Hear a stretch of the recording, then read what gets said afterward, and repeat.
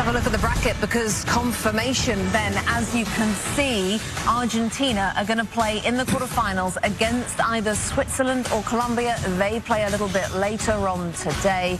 Argentina through once again to the last 8. Time now for the superior player of the match, sponsored by Michelob Ultra. Who is going to be?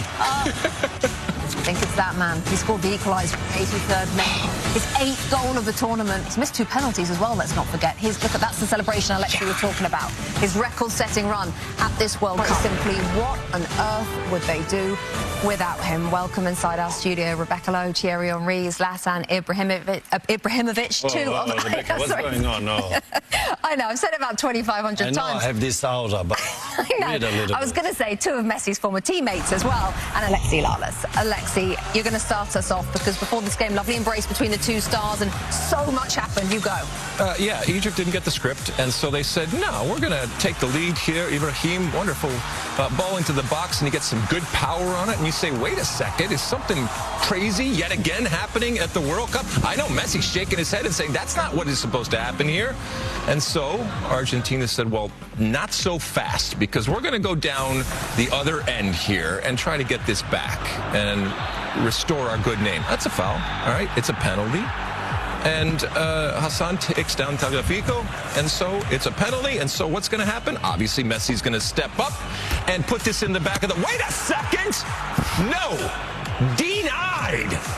Talk about not going to script. My goodness. So now we get the sense that maybe something special is happening here. And what else do we got here? Oh, my goodness. What a save. What a save. As you're going to see here, Julian Alvarez trying to score, but the goalkeeper was on fire, and Tagliafico cannot believe it. And then, guys, we were in a very famous now avocado room, and we looked at it as it happened just like now. What a run. Outstanding. And what a pass from Mo Salah. And then Zico, funny enough, scoring against Argentina, but for Egypt. But they went back to check if it was a foul. They actually thought it was a foul, so the goal was disallowed. And then Zico was like, oh yeah, really? You're going to take it out? Well, all right. Let me put it 2-0. Again, Zico scoring against Argentina before Egypt. Boom! 2-0. And then the little man got upset. Put the ball in the box, but what a header from Romero. Please have a look, because there is not a lot in the cross, but the way he rotated his neck there to be able to score was outstanding. 2-1. And the little man was not satisfied with his assist. Look at this shot, boom, boom. But look at this celebration. He doesn't jump one time. And look at this second, bam. Bam. This was a different celebration. You could see a lot of emotions behind that. Anger, happiness, everything you can put in there. And it goes in. And he's the top scorer of the World Cup. And then you're gonna see something beautiful here. Look at this pass. 1. Lautaro Martinez brings it with him. He waits. Normally he waits for Messi, but he makes a surprise. Who shows up? Enzo Fernandez. What a header.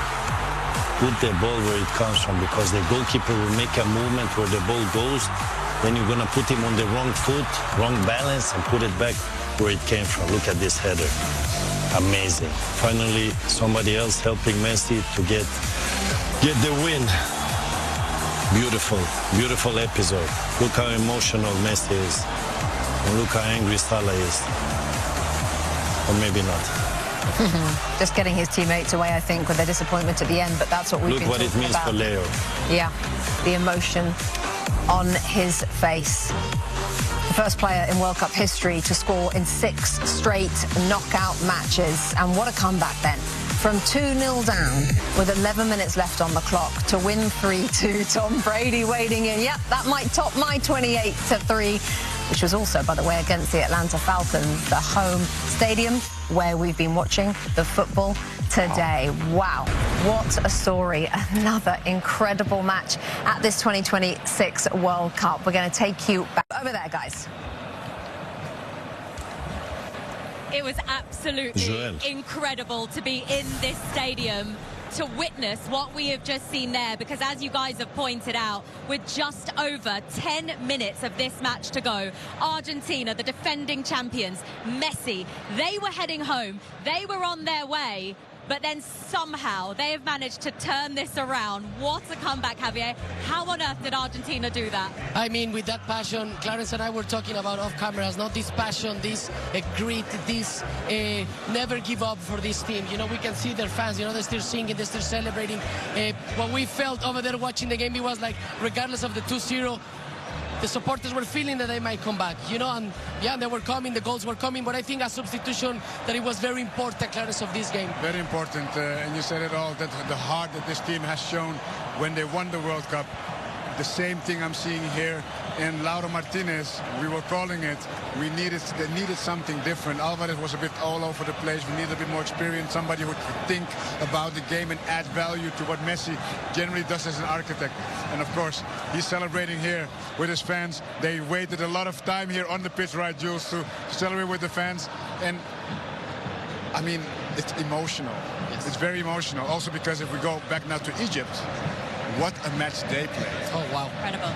Yeah. What a match they played. How big is that decision now when we look back at it to disallow that huge. goal? I think it's huge, and this doesn't go in favor of Egypt, obviously, or against Argentina. It's just a very harsh, in my point of view, you know, play over there that, yeah, they went, they reviewed it, they said it was a call. For me, it's very soft, even not a foul, but it's part of the game. You need to play.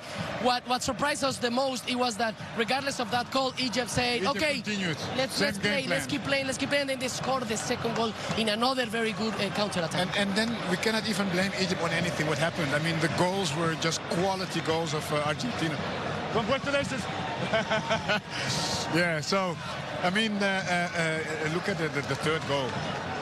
Alvaro Martinez, Lautaro Martinez, that gets the ball from another striker who went in his own box to get the ball from Salah.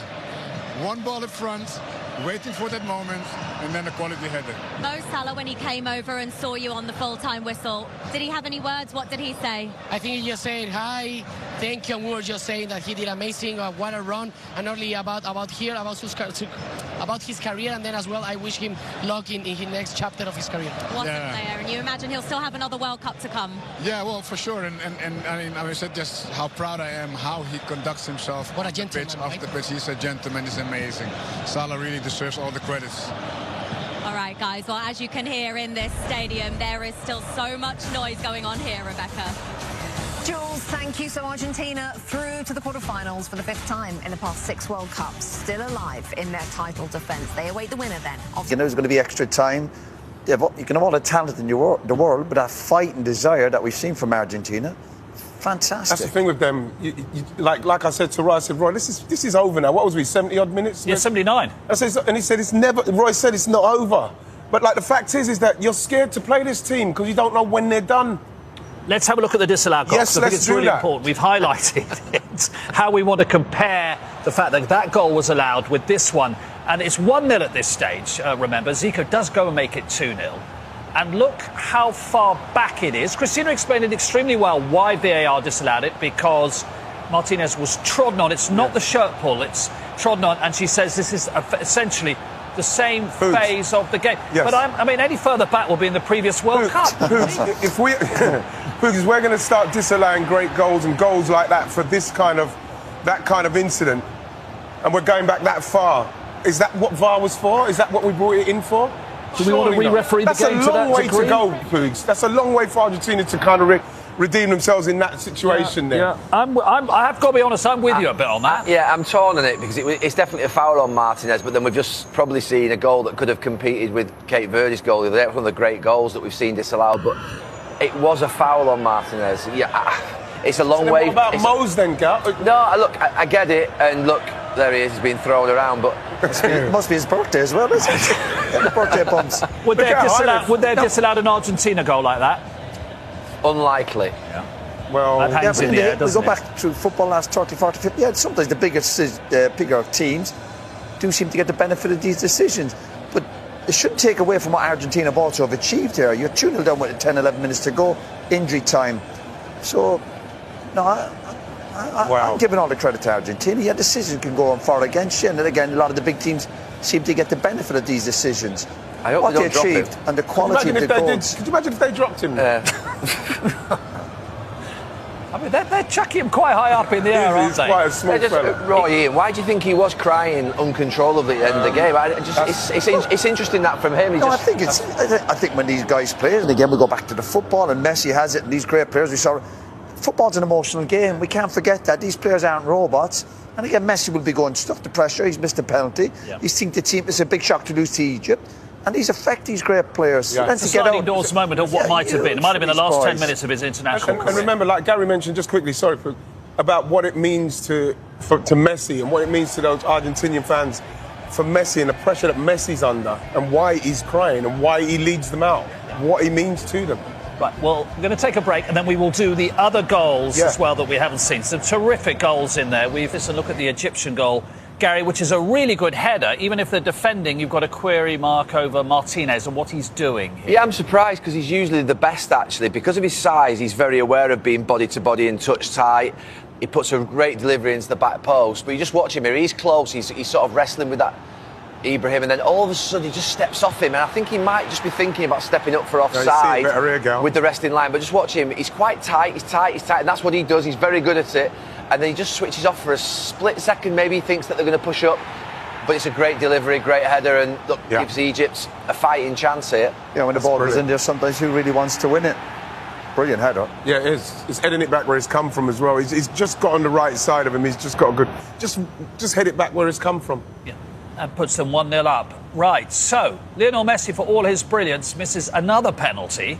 It's the second he's missed at this World Cup. That's an unwanted record. When we have a look at it, it's very well created. You like the Messi pass? Yeah, I do. Even though you're thinking that you don't want it to be dropping too deep. But even this pass here just takes a few players out of the game. Lovely way to pass, and obviously poor defending. He's not aware of what's around him. Obviously clever to just get the touch on it and then the penalty. And to be fair, we're watching it here, and Righty, we didn't fancy him. No. I know his record obviously is not great. No. And again, Ali's mentioned there, for a great player like Messi, almost lacking that belief in himself. It's amazing. So he's missed half the penalties he's taken in the World Cup. That excludes penalty shootouts. Yeah. Gary, doesn't someone have to take penalties? We've tied it up, given the views on why the second Moroccan goal was disallowed. Let's have a look at the one which did count, which seemed, for all the money in the world, as if it was going to lead Morocco to a very famous win. And I'm happy to admit it, because Ian's just reminded me off air. With the speed at which they broke, I said, well, that's because Argentina's legs are giving out on them, Ian. They showed. I know. That was an amazing break, this. It was. I thought that I didn't think Mo was going to get it to him, but this was the skill here from Hassan. That's fantastic bit of skill from Hassan, and in the finish, obviously he's not going to miss from there. But again, look, Gal, you was talking about the centre halves, and he was thinking about the centre halves. You watch Romero and Martinez, and they're the best, worst centre halves in the world. You watch them; they give goals away constantly, but they don't care about giving goals away, because then they'll score goals at the other end, and they have massive personalities, and they keep going. Look, at that point in the game, you think Argentina are hanging on for dear life. They're fighting for their lives. And it's Romero's part of that comeback. You know what I mean? Why is he there? You always ask the question, why is Martinez scoring in the last game? Why is Romero there? Because, you know something, they don't give in, and they fight, and they fight, and they fight. And putting centre-halves, when you're 2-0 down with 11 minutes to go, putting a centre-half up front's not unusual, is it? No, of course it's not. Yeah. But it's his movement. It's obviously brilliant delivery. His movement's like a striker. He just pins off the back of the defender. Yeah, poor defending. They're trying to hold a high line.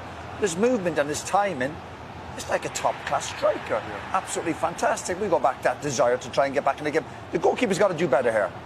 The goalkeeper's got to do better here. I know it's close to him, but once they got this goal, you're feeling one of the biggest words in sport, momentum. Yes. And the momentum changed in the stadium with the players, with the Argentina players, and obviously with the Egyptian players. They now look, we're up against it. Is there a sense of dread? You've been in that situation. Do you think, oh no, we know what's coming? You know something, Mark, is if you're losing 2-0 and you get one back and you're a top team with great experience, honestly, you feel like the walls are going to cave in for the opposition. You can smell it, the anxiety in the crowd, your own crowd are with you. And Joe, as soon as Argentina got one, you just knew it was inevitable. And it's. I want you three to talk us through the technique here of Messi. Ian, start with you. The Messi technique. Well, the only thing, once it's come to him, he's not rushing anything. He's making sure his knee's over that. People will say, yeah, well, look how close he is. But no, there's a man coming towards him. He's got to make sure he gets a good strike on it. And he's not slashed at it. Look at it. You watch it here better. Look at him. Look. Clean. Brilliant. That is what I'm saying. People just say, yeah, of course he's going to eat like that. But that's a technique. That's that body shape as well to get over it as much as possible. To make sure you keep it low, because the goal, like Roy was saying, the keeper maybe could have done better. But the fact is that he's made the keeper make a save. He's put it on. But even the way he walked onto it, he didn't get too giddy when he came back. Obviously, it was a lovely touch back to him. All these little details, his feet and the technique, and you're thinking, whatever's these great players, I'm going to hit the target. Yeah, keeper gets a hand to it. But again, the momentum was over there. That little nudge back to him means he's got to get that pattern right, hasn't he? It'd be very easy to be out of kilter. But that's what they do constantly. They don't get ahead of it. He's not stretching for it. It's the little details. It's the timing. It's the football intelligence. The guy's a genius. He's like a professor of the game. Can they win the World Cup again? I said they couldn't last time. Do you know something, Mark? Look, when you watch them against Cape Verde, you watch them against Egypt, and they're not the two best teams in the competition, you think there is no way that this team can continue to go on riding their luck the way in which they are and coming back the way in which they are. That's not luck, though, Gary. That's not luck. That's not luck. No, but they are riding their luck. But it's not luck. It's to score 3 goals. If you give away 2 goals, in games, in knockout games, you're riding your luck because you have to score 3 every time. England conceded 2 the other night, but if you scored 3 goals a game, but this team have got a spirit that is very difficult to beat, and they don't give in. So that is something you've got to contend with. But I can't believe they're going to get through every game like this. They're not playing well enough. But there's a but. Yeah, but Gal, if they do go to that, do you? Well, do you think they can win it? Yeah, I do. I know, the reason why I do is because I'm afraid of them. I'm afraid of them because when they go up, they're not beaten.